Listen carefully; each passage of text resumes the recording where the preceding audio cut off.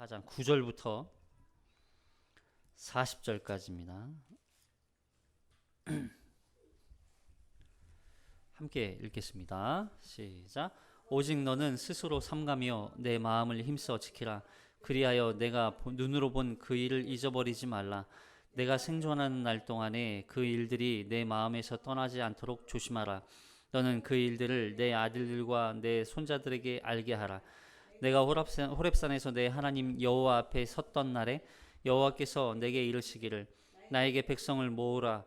내가 그들에게 내 말을 들려주어 그들이 세상에 사는 동안 나를 경외함을 배우게 하며 그 자녀에게 가르치게 하리라 하시매, 너희가 가까이 나와서 산 아래에 서니 그 산에 불이 붙어 불길이 충천하고 어둠과 구름과 흑암이 덮였는데 여호와께서 불길 중에서 너희에게 말씀하시되 음성뿐이므로 너희가 그 말소리만 듣고 형상은 보지 못하였느니라.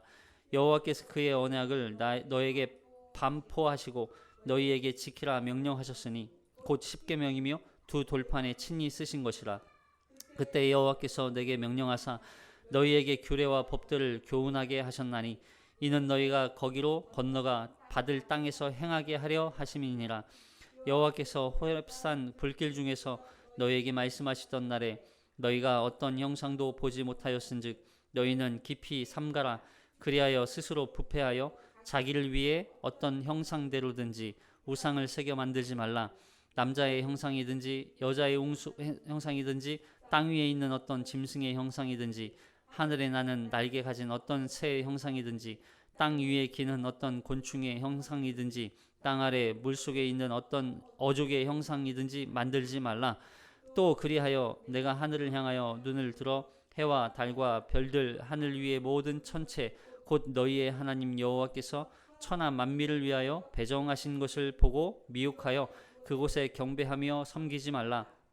여호와께서 너희를 택하시고 너희를 쇠 풀무불 곧 애굽에서 인도하여 내사 자기 기업의 백성을 삼으신 것이 오늘과 같아도 여호와께서 너희로 말미암아 내게 진노하사 내게 요단을 건너지 못하며 내 하나님 여호와께서 내게 기업으로 주신 그 아름다운 땅에 들어가지 못하게 하리라 맹세하셨은즉 나는 이 땅에서 죽고 요단을 건너지 못하려니와 너희는 건너가서 그 아름다운 땅을 얻으리니 너희는 스스로 삼가 너희의 하나님 여호와께서 너희와 세우신 언약을 잊지 말고 내 하나님 여호와께서 금하신 어떤 형상도 우상도 조각하지 말라. 내 하나님 여호와는 소멸하는 불이시요 질투하시는 하나님이시니라. 내가 그 땅에서 아들을 낳고 손자를 얻으며 오래 살 때에 만일 스스로 부패하여 무슨 형상의 우상이든지 조각하여 내 하나님 여호와 앞에 악을 행함으로 그의 노를 일으키면 내가 오늘 천지를 불러 증거를 삼노니 너희가 요단을 건너가서 얻는 땅에서 속히 망할 것이라. 너희가 거기서 너희의 날이 길지 못하고 전멸될 것이니라. 여호와께서 너희를 여러 민족 중에 흩으실 것이요 여호와께서 너희를 쫓아내실 그 여러 민족 중에 너희의 남은 수가 많지 못할 것이며 너희는 거기서 사람의 손으로 만든 보지도 못하며 듣지도 못하며 먹지도 못하며 냄새도 맡지 못하는 목석의 신들을 섬기리라. 그러나 내가 거기서 내 하나님 여호와를 찾게 되리니 만일 마음을 다하고 뜻을 다하여 그를 찾으면 만나리라. 이 모든 일이 내게 임하여 환난을 당한다 끝날에 내가 내 하나님 여호와께로 돌아와서 그의 말씀을 청종하리니 내 하나님 여호와는 자비하신 하나님이심이라. 그가 너를 버리지 아니하시며 너를 멸하지 아니하시며 내 조상들에게 맹세하신 언약을 잊지 아니하시리라.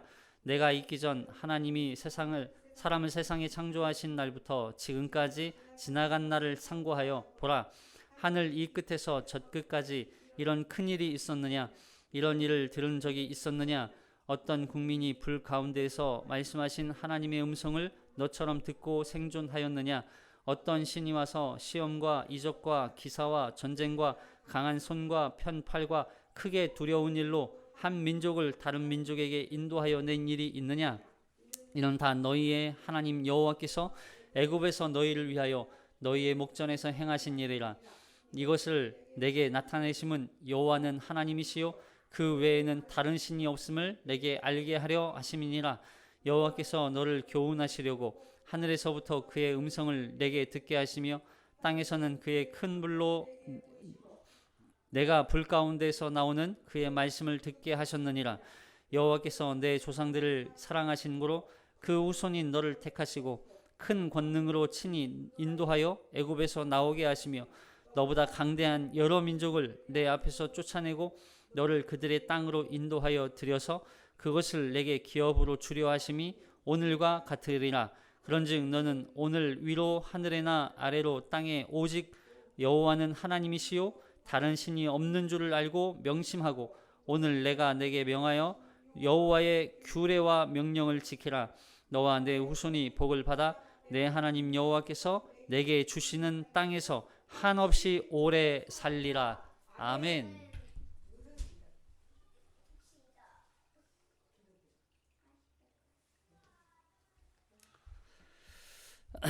신명기 4장 9절부터 40절까지 말씀이었어요.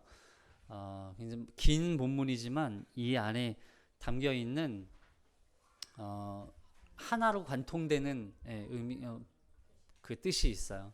그걸 함께 살펴보려고 하거든요.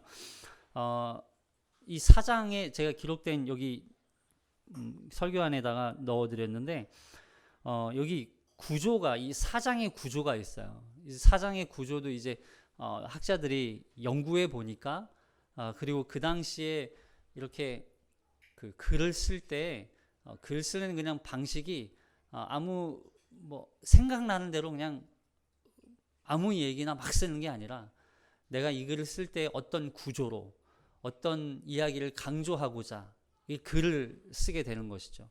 그래서 그렇게 쓸 때 이게 그냥 반복되는 내용도 그냥 반복되는 것이 아니라 어떤 내용을 강조하려고 반복해서 사용을 하게 되는 거예요.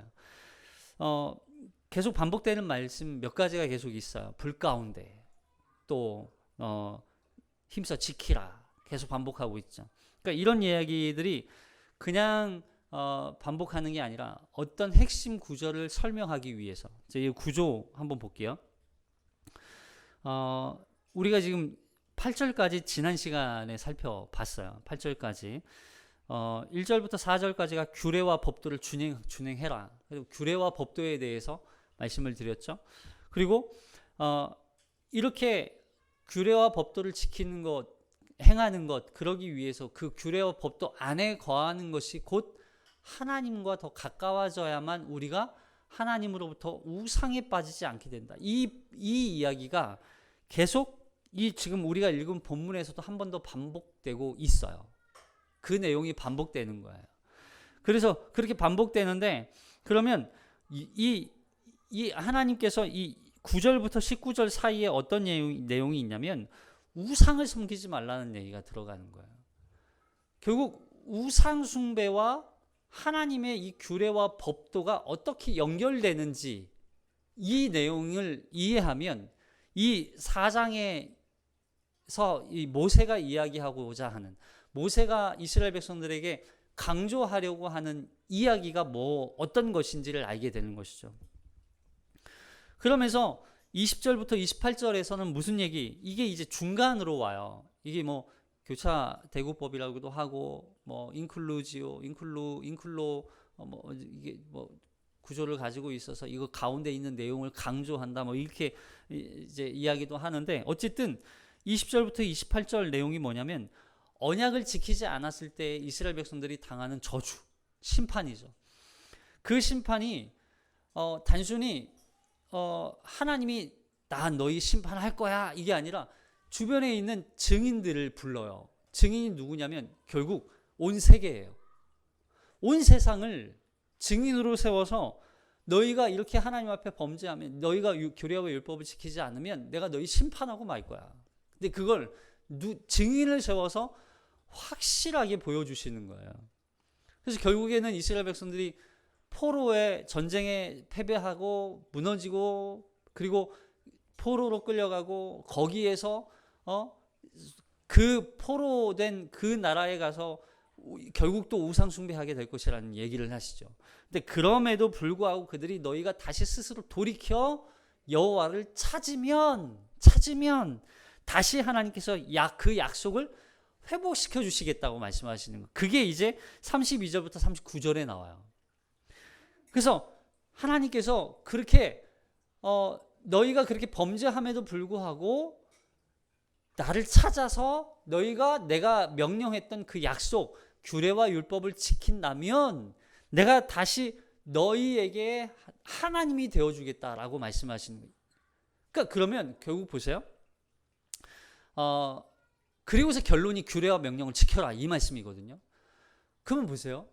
규례와 명령을 지키지 않았을 때 당하는 심판 때문에 이들이 두려워서 이 규례와 법도를 지켜야겠다라고 생각하게 될까요? 아니면 하나님이 그럼에도 불구하고 다시 용서해 줄 수 있는 하나님이시라는 것 때문에 그들이 규례와 법도를 지킬까요?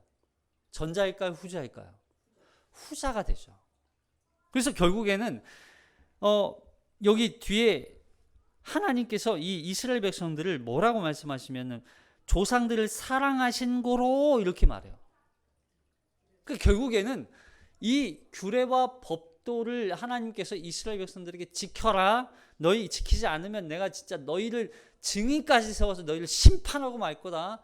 라고 말씀하시는 건 진짜 이들이 심판받기를 원하셔서 그런 말씀을 하시는 게 아니라 이스라엘 백성들을 사랑하시기 때문이라는 거예요. 사랑하시기 때문에.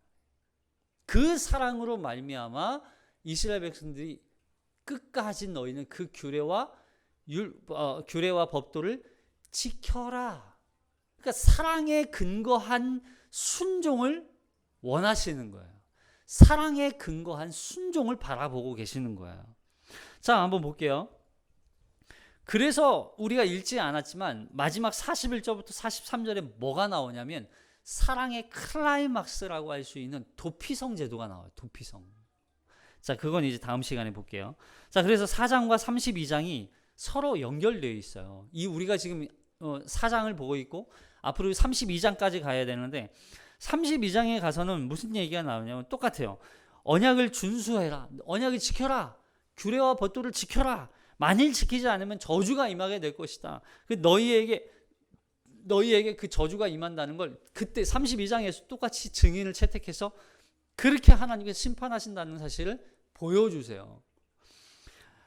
이게 그래서 이 신명기는 누가 이렇게 얘기도 하더라고요. 하나님의 이거 우리가 뒤에 보겠지만 그 질투로 인한 사랑이 너무나 하나님이 막 불타오르니까 그래서 죄에 대한 심판도 하셔야 되고 또 사랑으로 이들도 용납해야 되는 하나님. 네. 그 하나님으로 표현하고 있는 거죠. 자, 먼저 9절을 볼게요. 자, 9절 부분에서는 무슨 얘기가 나와요? 이제 여호와의 언약 체결. 그러니까 마음으로 너희가 우상을 섬기지 말아라. 너희가 하나님의 규례와 법도를 지킬 때 뭐가 근거가 되어야 된다고 그랬다고요? 사랑이 근거가 되어야 되다 보니까 무엇으로 그 규례와 법도를 지켜라? 형식적으로 몸으로만? 마음으로. 그래서 그 이야기가 나오는 거예요. 자, 9절 시작. 오직 너는 스스로 삼가며 내 마음을 힘써 지키라. 그리하여 내가 눈으로 본 그 일을 잊어버리지 말라. 내가 생존하는 날 동안에 그 일들이 내 마음에서 떠나지 않도록 조심하라. 너는 그 일들을 내 아들과 내 손자들에게 알게 하라. 오직 너는 스스로 삼가며 내 마음을 힘써 지키라. 마음을 지키라는 거예요. 마음을 지키지 않으면 너희가 이 규례와 법도를 행할 수 없게 되니까. 여러분, 출애굽 1세대들이 하나님께 무슨 잘못을 저질렀기 때문에 가나안 땅에 들어가지도 못하고 그 광야에서 40년 동안 방황하다가 다 죽었어요. 뭐 때문에? 모세가 다음 세대에게 지금 너희 조상들, 너희 부모들이 지금 무엇 때문에 이 광야에서 40년 동안 다 죽었는지 아느냐, 지금 그 얘기를 하는 거예요. 그러니까 우리 신명기 1장 26절에 보면 가나안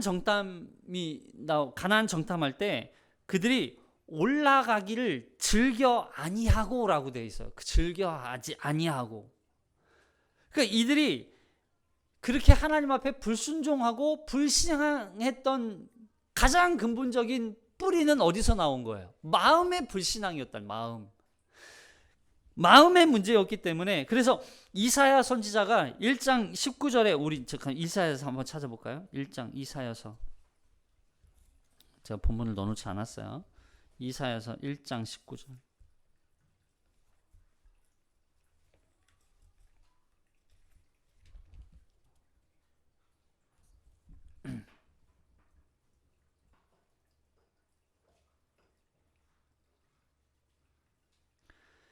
이사야서 1장 19절하고 20절 볼게요. 찾으셨어요? 시작. 너희가 즐겨 순종하면. 이사야서 1장 19절부터 20절. 이사야서 1장 19절부터 20절 시작. 너희가 즐겨 순종하면 땅의 아름다운 소산을 먹을 것이요 너희가 거절하여 배반하면 칼에 삼켜지리라. 여호와의 입의 말씀이니라. 결국 이들이 칼에 삼켜졌어요. 결과적으로는. 그러면 이들이 즐겨 순종했다는 얘기예요? 즐겨 순종하지 않았다는 얘기예요? 순종하지 않았다는 얘기예요.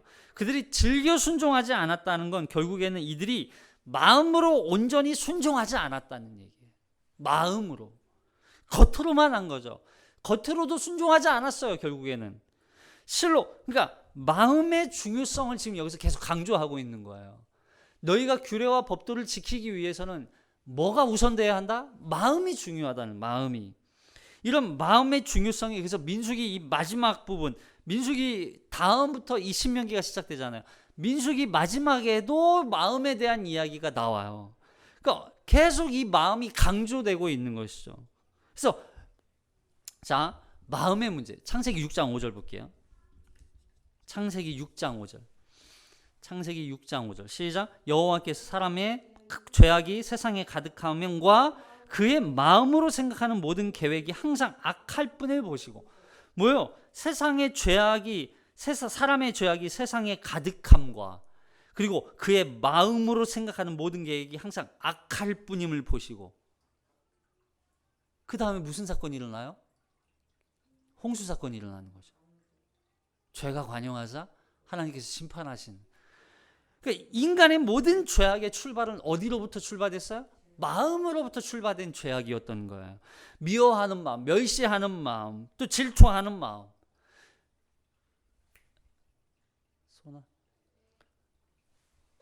이 마음의 문제였던 거예요. 탐심, 탐욕, 이 모든 게 마음의 출발인 거죠. 그 반대로 생각하면 좋은 건 뭐예요? 좋은 마음, 기쁜 마음, 행복한 마음, 즐거운 마음. 여러분, 생각이 우리의 감정을 지배하는 게 아니에요. 생각상자, 우리의 생각이 우리 마음을 지배하는 게 아니에요. 물론 그런 생각이 끊임없이 이어지면 그 생각이 마음의 작용이 될 수는 있긴 하죠. 그렇다고 해서 마음이 우선이지 생각이 우선은 아니에요. 결국 이 감정이 결국 생각과 몸까지, 우리의 마음까지 조장하게 되는 거죠. 그래서 마음을 지켜라. 그래서 보세요. 정탐꾼들을 보냈을 때 그들의 부정적인 말이 이스라엘 백성 전 회중을 다 부정한 마음이 되게 만들잖아요. 부정한 생각이 되게 만들어요. 이게 부정한 그 한 말 때문에 그 마음에 변화가 생긴 거예요. 그 마음의 문제라는 거예요. 마음의 문제.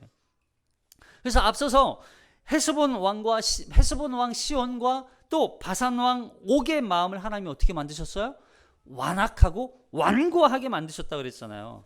그래서 그 완고한 그 마음, 완악한 그 마음을 하나님이 내버려 두신 거예요.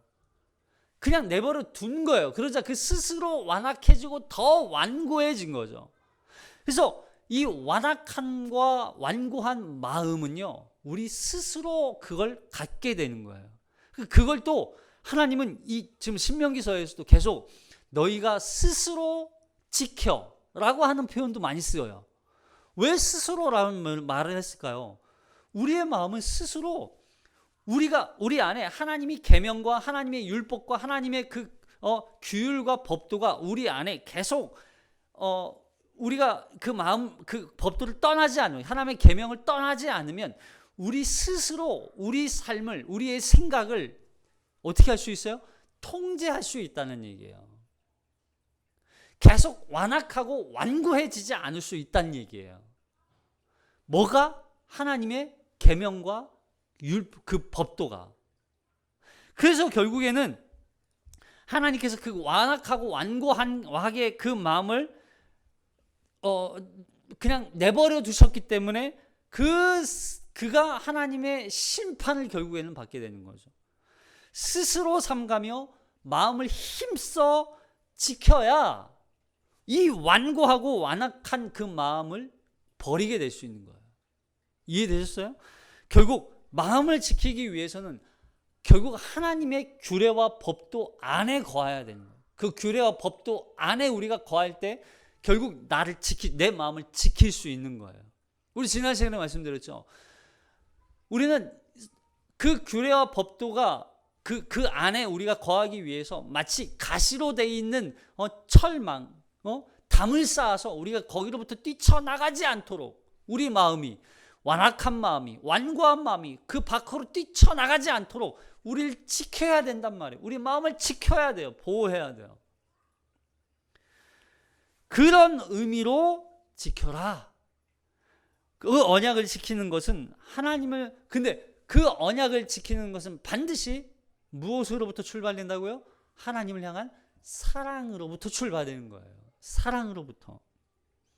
그래서 신명기 4장부터 11장, 이 11장은 이스라엘과 하나님과의 관계가 기본적으로 사랑과 은혜로 이루어진 관계라는 걸 여기서 계속 말씀하고 있어요. 그러니까 이스라엘이 하나님을 향해서 마음으로 사랑하고 그 계명에 마음으로 사랑하는 마음으로 적극적으로 충성하는 것을 강조하고 있는 거예요. 참 어렵죠. 말은 쉬워요. 하나님을 사랑하는 마음으로 그 마음을 다해 하나님의 계명에 충성하라. 말은 쉽죠. 이게 왜 안 돼요? 뭐 때문에 안 돼요? 지금 그 이야기가 있어요. 우상에 대한 문제가 여기에서 등장하는 거예요. 왜 그러냐면 이게 하나님께서 계명을 우리에게 이제 5장 가면 이 10계명 말씀이 나와요. 10계명을 우리에게 주신 이유가 뭐예요? 우리를 통제해서 우리를 그냥 기계적으로 하나님을 섬기도록 만들기 위한 게 아니었어요. 우리가 하나님께서 이 계명을 주신 건 이 계명으로 말미암아 우리의 정체성을 갖게 되는 거예요. 우리는 하나님 나라의 백성. 하나님은 모든 우주 만물을 창조하신 창조주. 그 앞에 이런 신이 어디 있다고 이렇게 고백하잖아요. 여기 모세도 그렇게 말하잖아요. 이런 하나님이 어디 있냐는 거예요. 그런 하나님의 백성이 바로 우리라는 사실을, 계명을 지키는 걸 통해서 우리가 정체성을 깨닫게 되는 거예요. 그래서 그 10계명을 지키는데 여러분 10계명의 핵심이 뭐예요?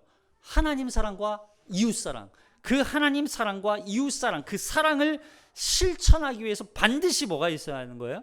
사랑이 기초가, 우리 안에 하나님에 대한 사랑이 있어야 한다는 거예요. 사랑.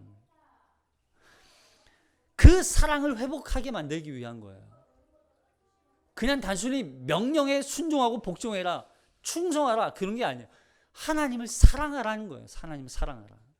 하나님을 사랑해서 하나님과 가까워지면 가까워질수록 우리가 우상으로부터 멀어질 수 있는 것이고, 그 하나님으로부터 멀어지면 멀어질수록 우리는 더 우상으로 더 가까워지는 거예요.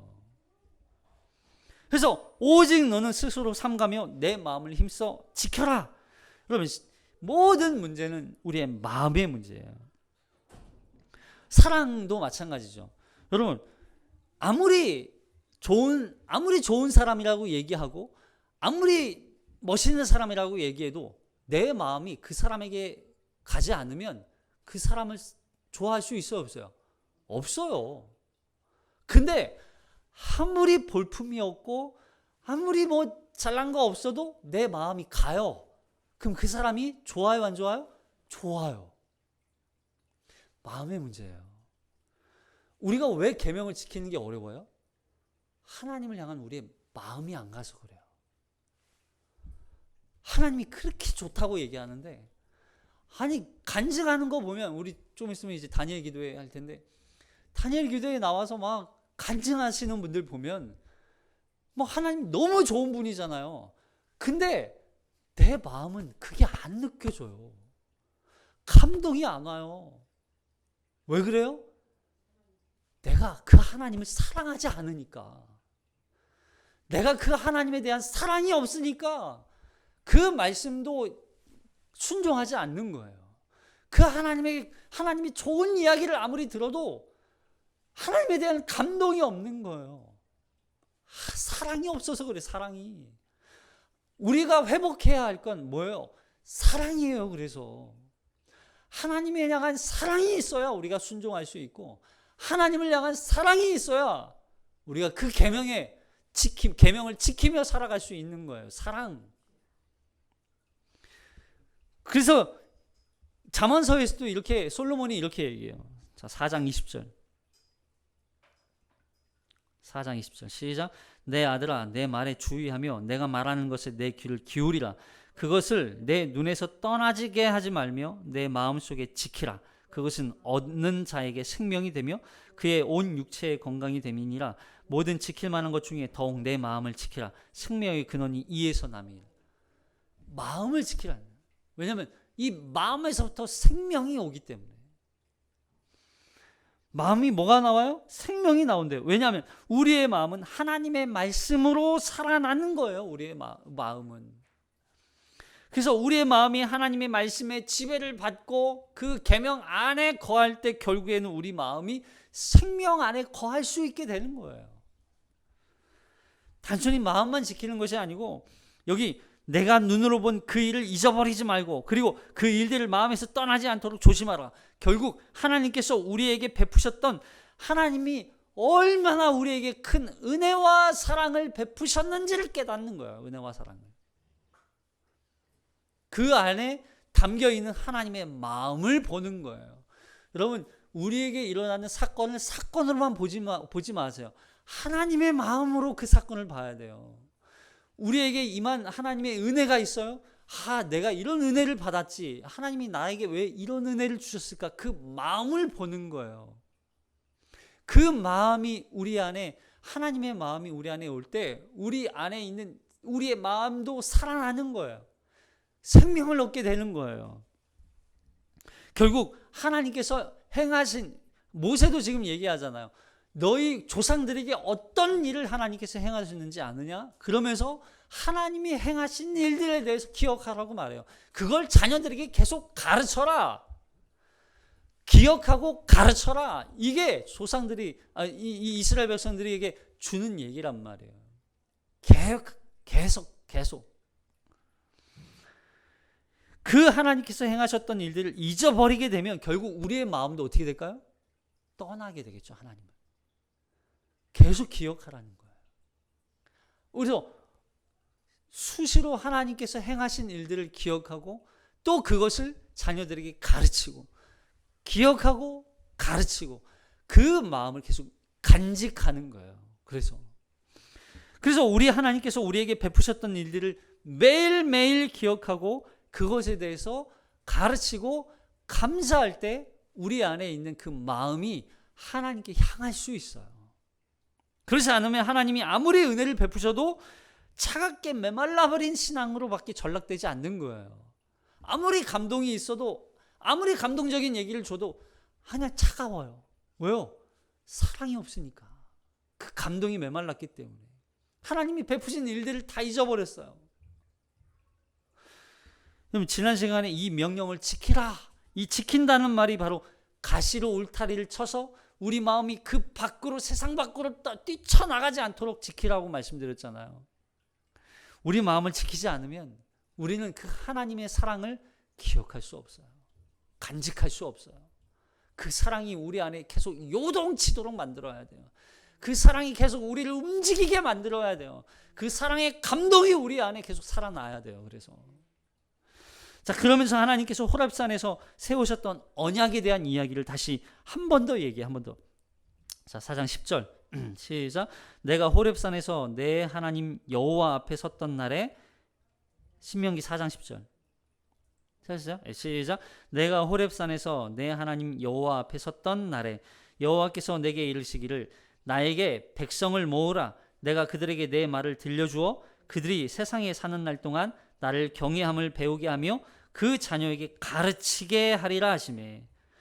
계속 가르치라는 거예요. 계속 가르쳐라.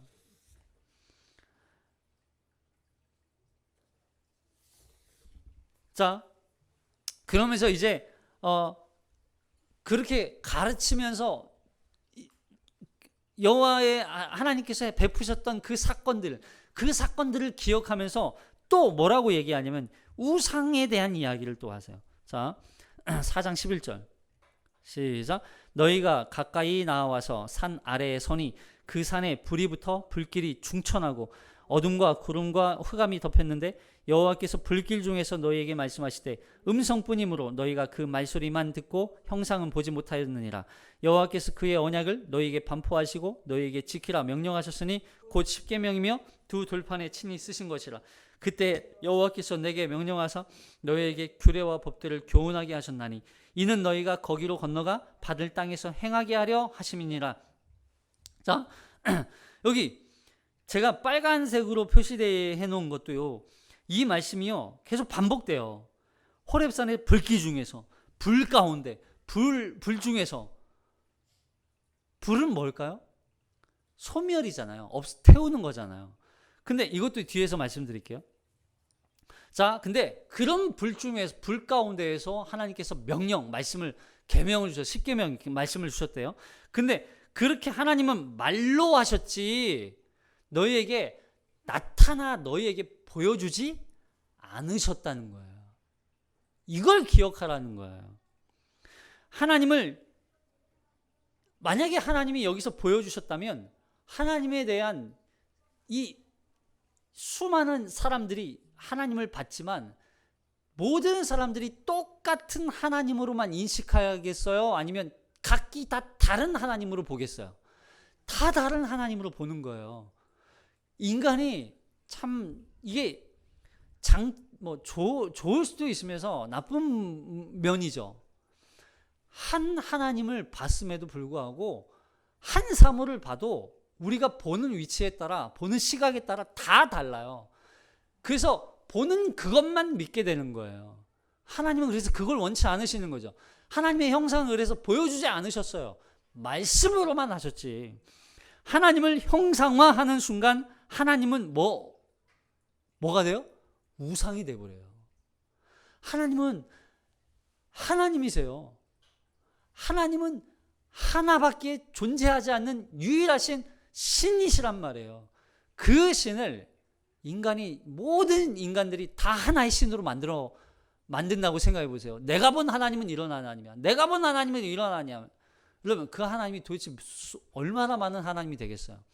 그렇지 않다는 거예요. 하나님은 그래서 하나님을 형상화하지 말라.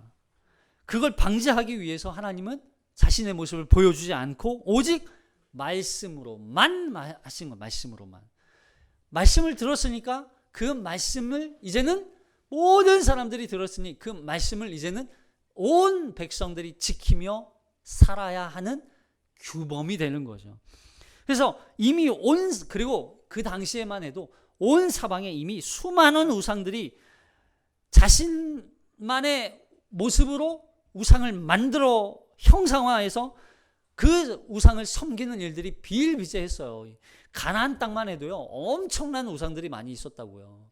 수많은 우상들이 이미 거기에 아주 그냥 진지해 있었다고요. 그런 우상들을 제거하기 위해서 하나님이 이 가나안 땅에 이스라엘 백성들을 들어가게 하셨는데 거기에서도 하나님이라고 하는 신을 또 만들어요? 그건 있을 수 없다는 거예요.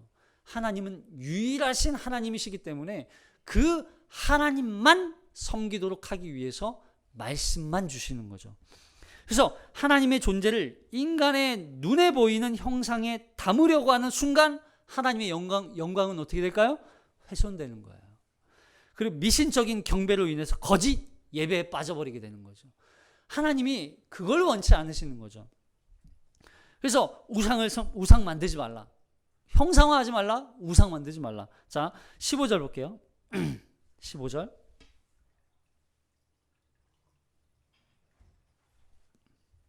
시작. 여호와께서 호렙산 불길 중에서 너희에게 말씀하시던 날에 너희가 어떤 영상도 보지 못하였은즉 너희는 깊이 삼가라.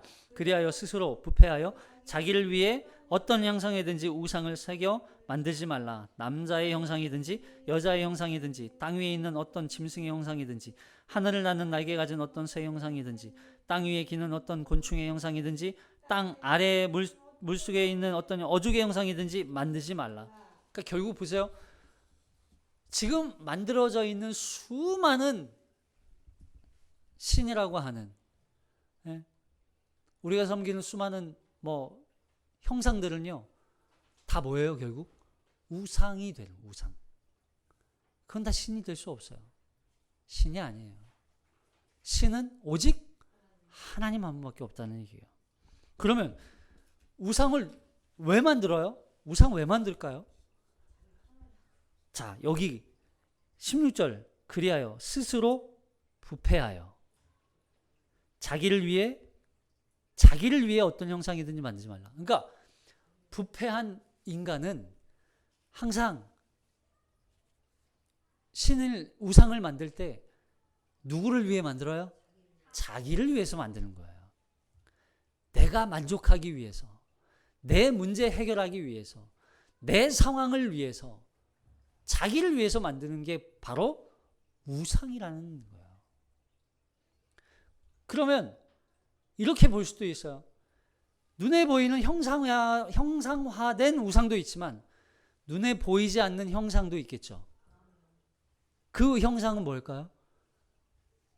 때로는 그게 물질이 될 수도 있고, 때로는 그게 자녀가 될 수도 있고, 때로는 그게 우리가 원하는 어떤 목적이 될 수도 있고, 목표가 될 수도 있고, 내가 추구하는 무엇인가가 그것도 똑같이 나를 위해 만든 것이라면, 내가 나를 위해 거기에 마음을 쏟고 나를 위해 거기에 온 힘을 다하고 거기를 목적으로 삼는다면 그것도 뭐가 돼요?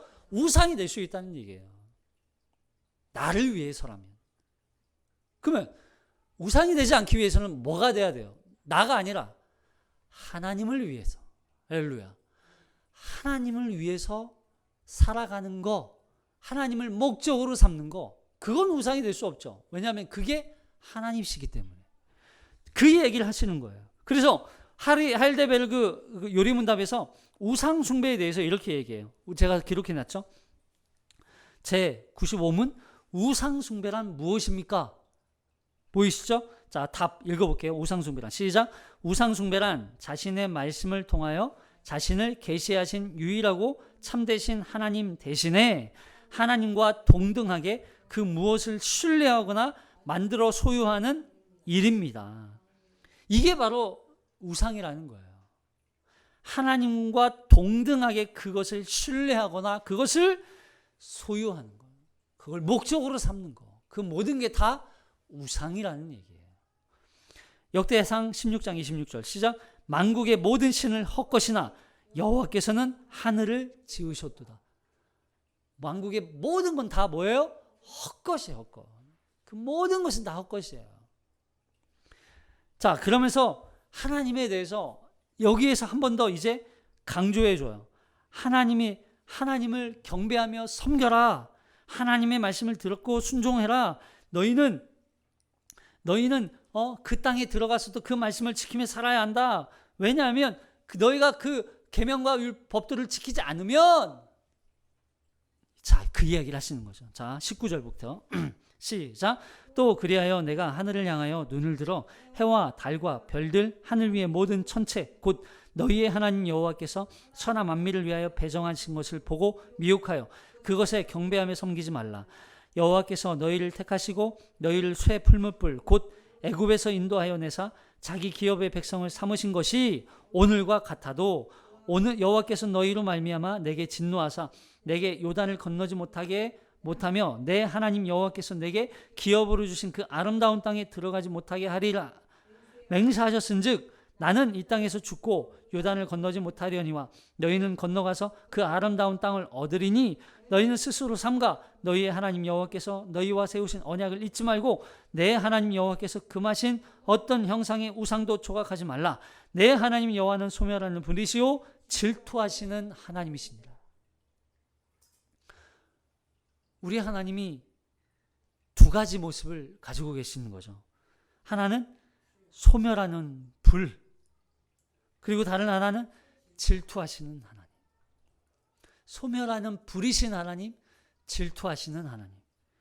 하나님의 백성이 자신들의 몸을 이제는 우상 숭배에 내맡긴다면 그들의 이 배은망덕한 이 맹렬한 배은망덕한 그들의 이 우상 숭배를 그냥 하나님이 맹렬한 불로 심판하시겠다는 거예요. 불은 태우는 거예요. 그냥 소멸하시겠다는 거예요. 근데 여기서 말하는 이 하나님의 이 진노가 마치 하나님의 심판만 얘기하는 게 아니라 만일 그들 스스로 돌이켜 하나님의 언약을 기억하고 지켜 행한다면 약속의 땅에 어떻게 된다? 들어가게 될 것이다. 이게 전제가 되는 거예요. 만일 너희가 지켜 행하면 가나안 땅, 약속의 땅에 들어가게 될 것이지만 너희가 지켜 행하지 않는다면, 너희가 거기에서 똑같이 우상 숭배한다면, 너희가 그 땅에서 하나님을 버리고 우상을 붙잡고 너희 몸을 우상 숭배에 내어 던진다면 하나님은 너희를 소멸하고야 말겠다라고 하는 전제가 들어가는 거예요. 소멸하는 불이시라는 말은 죄에 대한 맹렬한 하나님의 심판을 불로 표현하는 거예요. 그리고 질투하신다는 말은 이 질투가 어떤 경쟁심이나 또 어떤 분노나 어떤 비교와 열등감 이런 걸 얘기하는 게 아니에요. 칼빈이 이 질투하시는 하나님을 이렇게 표현했어요. 마치 우리 앞에 경쟁자를 허용치 않는 남편의 사랑이라고 표현했어요. 남편의 사랑. 그럼 생각해 보세요. 내 사랑하는 아내가 남편만 사랑하기를 원하는데 다른 누군가를 사랑해요. 그 경쟁자에 대한 맹렬한 질투가 남편의 이 아내에게 요구되는 사랑인 거예요. 사랑. 결국 이 질투라는 건 하나님의 사랑을 설명하는 거예요. 결국 그래서 이 하나님께서 이스라엘 백성들, 우리에게 향한 그 하나님의 질투의 사랑이 이제는 우리에게도 동일하게 요구되는 거죠. 하나님이 이스라엘 백성들을 사랑하는 것 같이 이스라엘 백성들도 하나님을 사랑하기를 원하시는 거예요. 하나님이 우리를 사랑하시는 것처럼 우리도 하나님을 사랑하기를 원하시는 거예요. 하나님을 향한 사랑의 고백이, 그래서 계명, 첫 번째 계명, 두 번째 계명이 결국에는 한 가지로 통일돼요. 사랑으로 통일돼요. 자, 그 이야기를 여기서 말씀하시는 거예요. 하나님이 요구하시는 건 남편이 아내에게 요구하는 사랑처럼. 여러분, 우리는 뭐예요? 다 그리스도의 신부예요. 우리는 다 그리스도의 신부라고요. 그래서 우리는 신부의 당연히 해야 할 행위는 뭐예요? 신부가 가져야 할 가장 중요한 덕목이 뭐예요? 남편을 사랑하는 거예요. 남편을 사랑하고, 남편을 존경하고, 남편을 존중하고, 남편에게 모든 걸 던지는 거. 남편도 마찬가지죠. 남편도 모든 사랑을 다 신부에게 주는 거. 모든 관심을 다 신부에게 주는 거. 그게 결혼이란 말이죠. 근데 그 사랑을 요구함에도 불구하고 신부가 계속 어떻게 해요? 바람난 강아지처럼 다시 돌아다니는 거예요. 호세아 봐. 지난주에도 말씀드렸죠. 고멜처럼. 그게 우상이라는 거예요. 결국에는. 자, 이제 25절에 들어가면 이 20절부터 이제 계속 무슨 말씀이 나와요? 그러면 너희가 언약을 지키지 않았을 때 임하는 저주, 그 이야기가 계속 나오는 거예요. 자, 25절 볼게요. 자, 25절 시작. 내가 그 땅에서 아들을 낳고 손자를 얻으며 오래 살 때 만일 스스로 부패하여 무슨 형상의 우상이든지 조각하여 내 하나님 여호와 앞에 악을 행함으로 그의 노를 일으키면 내가 오늘 천지를 불러 증거를 삼노니 너희가 요단을 건너가지 가서 얻는 땅에서 속히 망할 것이라. 너희가 거기서 너희의 날이 길지 못하고 전멸될 것이니라. 여호와께서 너희를 여러 민족 중에 흩으실 것이요 여호와께서 너희를 쫓아내실 그 여러 민족 중에 너희의 남은 수가 많지 못할 것이며 너희는 거기서 하나님 사람의 손으로 만든 바 보지도 못하며 듣지도 못하며 먹지도 못하며 냄새도 맡지 못하는 목 속의 신들을 섬기리라. 여기서 이제 언약을 지키지 않으면, 계명을 지키지 않으면, 규례와 법도를 지키지 않으면 어떻게 된대요? 저주가 임하는데 하나님께서 심판하시는데 그 저주에 누구를 지금 증인으로 세우는 거예요? 천지를 세워요. 천지를 세워가지고 증인으로 세워가지고 너희가 만약 이 계명을 지키지 않으면 너희는 심판받고. 왜 증인을 세웠을까? 그냥 하나님 말씀하면 되지 않을까? 근데 그럼에도 불구하고 증인을 세우는 이유는 뭐예요? 여러분, 우리가 증인을 세우는 때가 언제일까요? 재판 때, 법정에서 죄인과 그러니까 가해자와 피해자를 가려서 가해자, 피의자죠. 가해자를 처벌할 때, 그리고 이 피해자가 정당한 어떤 피해를 당했다는 걸 입증하기 위해서 증인을 세우잖아요. 그러니까 결국에는 법적으로 가장 중요한 근거를 남기기 위해서는 증인이 필요해요. 그리고 또 언제 증인이 필요할까요? 결혼식 때. 결혼식 때예요. 결혼식 때 이 주례자가 증인이 돼요. 그리고 또 증인이 되는 누가 있어요? 하객들. 그 결혼식을 축하해주기 위해서 모인 하객들이 증인이 되는 거예요. 이 두 사람은 이제 공식적으로 하나님 안에서 가정이 되었습니다. 한 가정이 되었습니다라고 하는 선포를 하기 위해서 증인이 필요한 거였어요. 여기서도 똑같아요. 우리가 그리스도와 공식적으로 결혼한 관계란 말이에요. 그래서 주님은 신랑, 우리는 신부. 그래서 그 결혼한 관계된 자들, 이렇게 결혼한 관계 안에는 반드시 서로 지켜야 할 규례와 법도가 있어요. 이게 바로 하나님의 규례란 말이에요. 십계명, 계명이란 말이에요. 그걸 지키지 않으면, 그래서 결혼식 때 다른 얘기 하잖아요. 우리 머리가 서로 아프고 힘들 때 지켜주고 하겠습니까? 서로 선서해요. 그래서 서로 네, 그렇게 하겠습니다. 선서하잖아요. 그 결혼 서약서까지 우리가 받아요, 서로. 그러니까 그 서약서가 결국에는 하나님과 이스라엘 백성들이 세웠던 언약, 그리고 남녀가 함께 결혼하면서 세웠던 언약, 이거하고 비슷한 거예요. 그렇게 이해하면 좀 더 쉽죠. 근데 그 서약된 걸 지키지 않아요. 그러면 어떻게 돼요? 결국에는 이혼하게 되는 거예요. 나 싫어. 그렇게 결혼할 때는 서로 좋다고 그 서약하고 다 그렇게 해놓고 이제 불편해. 나 싫어. 나는 혼자 그냥 마음대로 살고 싶어. 결혼 왜 했어요? 결혼하면 안 되죠. 그러면 바람 피고 누구에 종속되고 싶지 않고 너는 내대로 살고 나는 나대로 살자. 뭐하러 결혼해요? 결혼하지 말아야지. 그게 똑같아요. 이걸 성경에서 뭐라고 말하는 거예요? 규례와 법도를 지키지 않았을 때 결국 증인들이 이 두 사람을 결국에는 서로 살지 않아야 하는 사람들입니다 라고 하는 어떤 심판을 내리게 되는 거예요.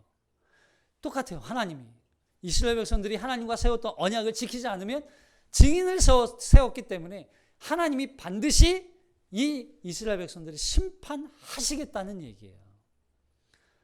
그 심판은 유보가 없어요. 반드시 하나님께서 심판하신다는 얘기예요. 그 결국 하나님이 물론 기다리셨죠. 기다리고 기다리다가 결국에는 나라 분열되고 북이스라엘 남유다 망하고 또 이제는 다 흩어져 바벨론 포로되고 페르시아가 포로되고 그 모든 과정들을 겪게 되는 게 바로 이때 서약 때문이었던 거예요. 서약 때문에. 자, 그러면서 이제 너희가 다시 나를 찾아 내 말을 지켜 행하면, 자, 그 이야기 나오죠. 마음을 다한다면. 한 번 더 여기에서 마음에 대한 말씀이 나와요. 자, 29절 볼게요. 29절. 시작. 그러나 내가 거기서 내 하나님 여호와를 찾게 되리니 만일 마음을 다하고 뜻을 다하여 그를 찾으면 만나리라. 이 모든 일이 내게 임하여 환난을 당하다가 끝날에 내가 내 하나님 여호와께로 돌아와서 그의 말씀을 청종하리니 내 하나님 여호와는 자비하신 하나님이라. 그가 너를 버리지 아니하시며 너를 멸하지 아니하시며 내 조상들에게 맹세하신 언약을 잊지 아니하시리라. 그럼 이게 여기에서 하나님께서 이 포인트 때문에요. 자, 결국에는 하나님이 그렇게 심판하시는 목적은 하나님께서 이스라엘 백성들이 하나님을 어떻게 하기를 원하시는 거예요? 찾게 하시기 위한 거예요. 여호와를 찾게 되리니 그 고난이 없으면 다시 하나님 찾지 않는다는 거죠. 그런 하나님의 심판이 없었으면 하나님께로 돌아올 일도 없었다는 얘기예요. 탕자처럼 만약 탕자가 하나님 아버지를 떠나 타국에 이방 나라로 떠나가지고 아예 그냥 돌아올 생각 없이 떠났어요. 거기에서 그런 허랑방탕한 삶을 살다가 고생하고 그냥 그렇게 살아보지 않았으면 아버지께로 돌아올 마음을 가졌을까요? 안 가졌을까요? 안 갔죠. 그런 고난이 있기 때문에, 그런 심판이 있었기 때문에 돌아올 수 있게 되는 거예요. 그래서 만일 마음을 다하고 뜻을 다하여 그를 찾으면 만나리라. 그 이야기를 하시는 거예요. 그래서 그러면서 미래에 포로로 잡혀갈 때 너희가 마음을 다하여 하나님을 구하면 언약을 하나님께서 다시 회복시켜 주시겠다라고 말씀하시는 거예요. 그렇게 하나님은 여전히 이스라엘 백성들에게 그 언약을 신실하게 지키시고 그 약속을 지키기 위해서 자비를 베푸시는 하나님이라는 걸 여기서 보여주고 있는 것이죠. 그러니까 이 4장 37절 뒤에 부분에 보면 이 하나님의 사랑이 언급된다 그랬잖아요. 그 사랑 때문에 결국에는 이스라엘 백성들을 하나님은 포기하지 않아요. 여러분, 이렇게 끊임없이 용서하시고 다시 기회를 주셨음에도 불구하고 하나님을 떠나는 이 이스라엘 백성들을 그냥 버리셔도 되잖아요. 근데 하나님은 버리지 않아요. 왜요? 사랑하기 때문에. 하나님의 사랑 때문에 이스라엘 버리지 않아요. 그 사랑 때문에 하나님은 끝까지 참고 기다리고 인내하시고 그 돌아오기를 간절히 고대하시는 거예요. 그래서 다시 마음을 다하고 뜻을 다하여 하나님을 찾기를 원하시는 것이죠. 하나님이 우리를 그의 자비하심으로 사랑하셨기 때문에. 자, 그러면서 이제 하나님의 사랑을 여기서 이제 다시 한 번 더 얘기하죠. 32절. 자, 이 32절 내용은 이거예요. 이런 하나님이 어디 있냐는 거예요.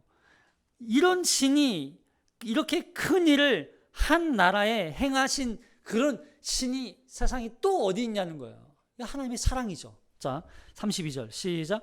내가 있기 전 하나님이 사람을 세상에 창조하신 날부터 지금까지 지나간 날을 상고하여 보라.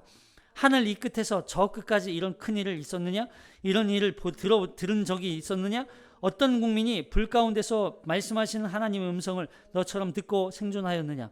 어떤 신이 와서 시온과 이적과 기사와 전쟁과 강한 손과 편팔과 크게 두려운 일로 한 민족을 다른 민족에게 인도하여 낸 일이 있느냐? 이는 다 너희의 하나님 여호와께서 애굽에서 너희를 위하여 너희 목전에서 행하신 일이라. 이것을 내게 나타내심은 여호와는 하나님이시요 그 외에는 다른 신이 없음을 내게 알게 하려 하심이니라. 여호와께서 너를 교훈하시려고 하늘에서부터 그의 음성을 내게 듣게 하시며 땅에서는 그의 큰 불을 내게 보이시고 내가 불 가운데서 나오는 그의 말씀을 듣게 하셨느니라. 여호와께서 내 조상들을 사랑하신 고로 그 후손인 너를 택하시고 큰 권능으로 친히 인도하여 애굽에서 나오게 하시며 너보다 강대한 여러 민족을 내 앞에서 쫓아내고 너를 그들의 땅으로 인도하여 돌여서 그것을 내게 기업으로 주려 하심이 오늘과 같으니라. 결국에는 이런 하나님이 어디 있냐는 거죠. 이런 하나님의 사랑을 본 적이 있냐는 거예요. 이렇게 베푼 이스라엘 백성들에게 베풀어준 은혜가 이렇게 많은데 이런 하나님이 어디 있냐는 거예요. 이런 하나님이 누구의 하나님이세요? 우리 하나님이세요. 다른 신의 하나님이 아니에요. 우리 하나님이라고. 우리 하나님이에요. 이 하나님이. 다른 데서 위로를 찾지 마세요. 다른 데서 어떤 문제 해결을 찾지 마세요. 우리 하나님이에요. 이 하나님이. 오늘날과 같으니라. 과거에 이 오늘날이라고 하는 단어는 과거에 이스라엘 백성들 이 애굽을 탈출시켜 가지고 출애굽시켜서 가나안 땅까지 인도하신 그 하나님, 그때 그 하나님만 하나님이 아니라 너희를 지금 가나안 땅으로 지금 인도하는 그 하나님이 너희 하나님이다. 그리고 앞으로 너희 조상, 너희 자녀들도 그렇게 하나님께서 인도하실 것이다. 그 이야기를 하는 거야. 과거에나 현재에나 미래에나 여전히 변함없으신 하나님, 그 사랑의 하나님이 지금 우리의 하나님이라는 얘기예요. 지금 그 하나님을 섬기는 거예요. 우리는. 그래서 결론은 뭐예요? 그의 규례와 법들을 지켜라. 자, 39절 시작. 그런즉 너는 오늘 위로 하늘에나 아래로 땅에 오직 하나님은 여호와는 하나님이시요 다른 신이 없는 줄을 알고 명심하고 오늘 내가 내게 명령하는 여호와의 규례와 명령을 지키라. 너와 내 후손이 복을 받아 내 하나님 여호와께서 내게 주시는 땅에서 한없이 오래 살리라. 미래까지잖아. 미래까지. 과거, 현재, 미래 다 모든 세대에. 우리도 마찬가지예요. 우리가 예수 믿기 전이나 우리가 예수 믿은 지금이나 앞으로 우리가 남은 인생 사는 모든 인생 동안, 아니 그 다음 인생, 다음 세대, 다음 자녀들 모든 세대까지 다 하나님은 동일하신 하나님이라. 언제나 동일하신 주. 그 하나님이 우리 하나님으로 지금도 살아 역사하시고 그 규례와 법도를 지키게 하기 위해서 우리에게 때로는 고난을 주시기도 하고 어려운 환경 가운데 처하기도 하시고 그 모든 상황 속에서 그럼에도 불구하고 하나님은 우리가 하나님을 찾아 다시 돌이켜 여호와의 말씀을 규례와 법도를 다시 지켜 그 앞에 살아가도록 하기 위해서 여전히 끊임없이 그 사랑으로 인도하고 지키시고 보호하고 계신다는 사실을 기억하라는 거예요. 만일 마음을 다하고 뜻을 다하여 그 하나님을 찾는다면 하나님은 여전히 우리를 향한 그 사랑을 거두지 아니하시고 우리와 동행하고 계실 거라는 거예요. 결국 우상 숭배에 빠지지 않고 오직 여호와 하나님 한 분만을 섬기기 위해서 우리에게 필요한 것이 뭐예요? 바로 규례와 명령, 그 법도를 지키는 거예요. 그 규례와 법도 안에 거하는 거예요. 그렇게 할 때 나와 나의 후손이 복을 받고 약속의 땅에 오래 살 수 있다. 영원히 살 수 있느니라. 하나님의 말씀이 때로는 참 순종하기 어려워요. 귀찮을 때도 있어요. 하지만 그 말씀을 따라 사는 인생이야말로 우상 숭배에 빠지지 않고 진노와 저주로부터 우리를 지키고 보호해 줄 수 있는 보호막인 거예요. 규례와 법도가. 이게 우리의 정체성이에요. 세상 가운데 살아갈 때 우리가 지켜야 할 정체성이라고요. 여러분, 세상으로부터 우리를 지킬 수 있는 것이 뭐가 있어요? 저 세상으로부터 우리를 지킬 수 있는 건 아무것도 없어요. 여러분, 이 세상은요 거대한 쓰나미예요. 참 안타까운 사건이 지금 새벽부터 있었죠. 지난 밤에.